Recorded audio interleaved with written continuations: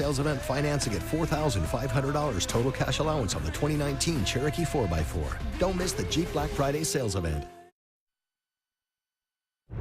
Tonight, several developing stories as we come on. The president and his new threat against GM. After General Motors announces it's cutting thousands of jobs in Ohio, Michigan, and Maryland, what the president is now warning, unless GM changes course, does he have the power to do it? The terrifying moment as an apartment complex goes up in flames, more than 100 firefighters responding, many going door to door to get families out, then the Mayday call, firefighters trapped. The scare at Walter Reed Medical Center, the emergency alert that went out, authorities racing to the scene, guns drawn. The new and alarming numbers tonight, the faces of the children coming down with what seems like the common cold, but it can lead to partial paralysis, the polio-like illness, and where they're seeing cases now. 3 American service members killed, an IED blowing up their armored vehicle, the deadliest day in Afghanistan this year, and just months after our own team was with troops as they discovered one of those IEDs. The video just out tonight, the pit bull attack in a school. Several young students injured, the first responders and the teacher who helped stop it from getting worse. And the American, the first time he ever went hang gliding, but the instructor forgot to attach the safety harness. Tonight, that American describing hanging on for dear life. This is ABC World News Tonight with David Muir. Good evening, and it's great to have you with us here on a Tuesday night, and we have several breaking stories, and we begin with that emergency alert that went out at Walter Reed Medical Center in Bethesda, Maryland. Warning of an active shooter scene. It prompted a massive police response. People there running for cover, tweeting loved ones about the scare. Authorities with their guns drawn. U.S. Navy officials then saying it was just a drill. And tonight, the Navy saying just moments ago that this active shooter scare was the result of, quote, improper use of a mass notification system. ABC's David Curley leading us off. Tonight, details of that scare at Walter Reed Medical Center. Early reports of an active shooter, people sent scrambling. It was a large response of SWAT teams and police converging on the military hospital. It turns out a unit was preparing for an active shooter drill when someone activated a notification system, an alert going out without declaring that it was only a drill. Security then notified local and state police. A member of Congress among those inside the hospital sent into a panic. I'm going to check with the Defense Department and find out who was in charge of this. You know, why did it happen this way? Because people could have been hurt. A lot of anxiety that we didn't need to have. The hospital was put on lockdown. Patients and staff moved to secure locations. It was a tense time. David Curley joined us live from Washington. And David, let's go back to that statement they just put out before we came on the air tonight. The Navy saying that this was because of improper use of the hospital's emergency alert system. They were preparing to do this exercise, David, and somebody inadvertently started the notification. It's called a mass notification system. The problem is the text didn't include the word drill or exercise. A major scare from a mistake. David Curley leading us off tonight. David, thank you. There was another scare that played out today, this time in Dallas, and it was very real. More than 100 firefighters racing to the scene when a condominium complex went up in flames. Those firefighters going door to door, pounding on them to get families out. Part of the building then collapsing and a mayday call going out. Several firefighters were trapped. ABC's Marcus Moore is on the scene tonight. It started at 9:15 this morning. We got a lot of smoke inside. We got a lot of people when you start evacuating these buildings. These Dallas condos engulfed in an inferno. Firefighters going door to door racing to get families to safety. Those red hot flames sending residents scrambling. Things started imploding and you could see people's stuff going up in smoke. Parts of the building collapsing as more than 100 firefighters work to douse the flames. There are times when the smoke is blinding and choking as this fight continues. At one point, the roof collapsed and 3 firefighters had to be rescued when a floor fell in. Fourth alarm on this box. We have a mayday at this time. These firefighters were essentially trapped. They were trapped inside. It was a floor that was above them that collapsed into the unit that they were in, and it cut off their means of egress. A rapid intervention team finding those firefighters, finally pulling them from the building. Marcus Moore joined us live tonight from the scene there in Dallas. And Marcus, those firefighters are all expected to be okay? That's right, David. All 3 firefighters and a resident were treated for injuries, but they are expected to be okay. And one official told me if it had not been for that rapid intervention team going in so quickly, David, this would have been far worse. Just an incredible scene playing out in Dallas today. Marcus, thank you. We're going to turn next tonight to the president and his threat against General Motors today after GM announced plans to cut thousands of jobs in Ohio, Michigan, and Maryland. The news just weeks before Christmas. Tonight, the president is now threatening to withdraw subsidies if GM doesn't change course. But does he have the power to do that? ABC's Eva Pilgrim is in Michigan with the American workers asking, how could this happen? Tonight, the president taking aim on GM with a threat after the largest automaker in the U.S. announced it was shutting down 5 plants and eliminating nearly 15,000 jobs. The president tweeting, very disappointed with General Motors and their CEO Mary Barra for closing plants in Ohio, Michigan, and Maryland. Nothing being closed in Mexico and China. The U.S. saved General Motors, and this is the thanks we get. We are now looking at cutting all GM subsidies, including for electric cars. The threat comes after the president vented his frustration directly at CEO Mary Barra. I spoke to her and I expressed the fact that I am not happy with what she did. Tonight, GM responding, saying it needs to support growth in trucks and SUVs. That consumer demand forced them to eliminate low-selling cars. For workers here in Detroit, shock and devastation. John Sanker is a father of 3. It's scary because a lot of jobs are going to be lost and everybody's afraid what they're going to do for their families. Tara Gress has worked with GM for 19 years. They were just a number now.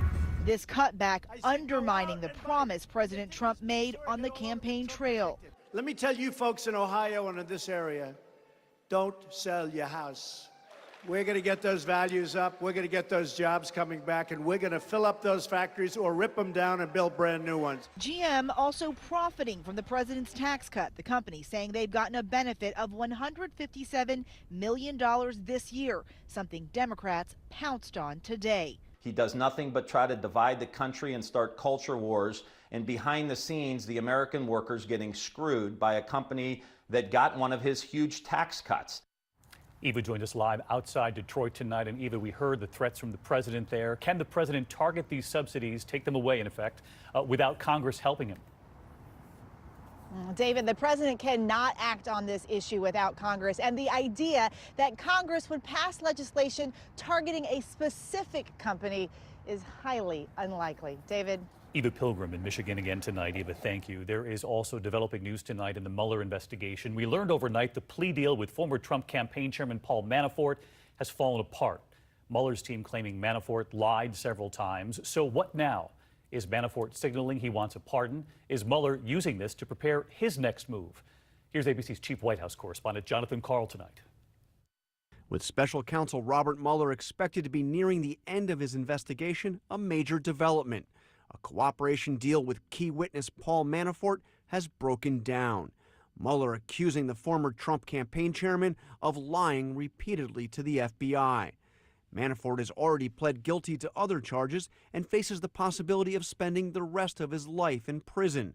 Could Manafort now be hoping for a pardon from the president? Hours after the deal broke down, the president offered some of his harshest attacks yet on the special counsel, tweeting, "Wait until it comes out how horribly and viciously they are treating people, ruining lives for them, refusing to lie." Mueller is a conflicted prosecutor gone rogue. Given what the president said this morning that Robert Mueller is ruining people's lives, is he considering a pardon for Paul Manafort or for others who were prosecuted, have been prosecuted? I'm not aware of any conversations for anyone's pardon involving this process at all. But with a new acting attorney general who has also criticized Mueller, could the president finally pull the plug on the investigation? And if I can follow up, he also said this morning that Mueller is doing tremendous damage to the criminal justice system. If that's true, is he considering picking up the phone, calling his acting attorney general and saying, fire Robert Mueller? Look, I think that the president has had Robert Mueller doing his job for the last 2 years, and he could have taken action at any point, and he hasn't. So is he ruling it out now? We'll let that speak for itself. He has no intent to do anything. All right, so let's get to Jonathan Karl with us live tonight from the White House. John, there's been a lot of talk about the possibility of a government shutdown if the president doesn't get the funding for the border wall that he wants. But if there is a shutdown, tonight the special counsel is now on the record about what would happen to Robert Mueller's investigation. In fact, we saw something from the special counsel that we almost never see from them, David, a public statement. In this statement, the office of Robert Mueller said that their investigation will continue regardless of whether or not there is a government shutdown. Yeah, a very rare public statement tonight, John Karl. Our thanks to you. We're going to turn next year to the deadliest day this year for American service members fighting in Afghanistan.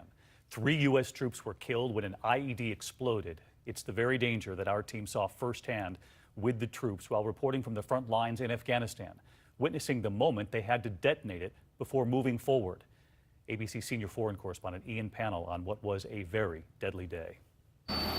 The American troops were traveling in a heavily armored vehicle like this when it hit a roadside bomb, killing 3, wounding 3 more in the deadliest day for American forces this year.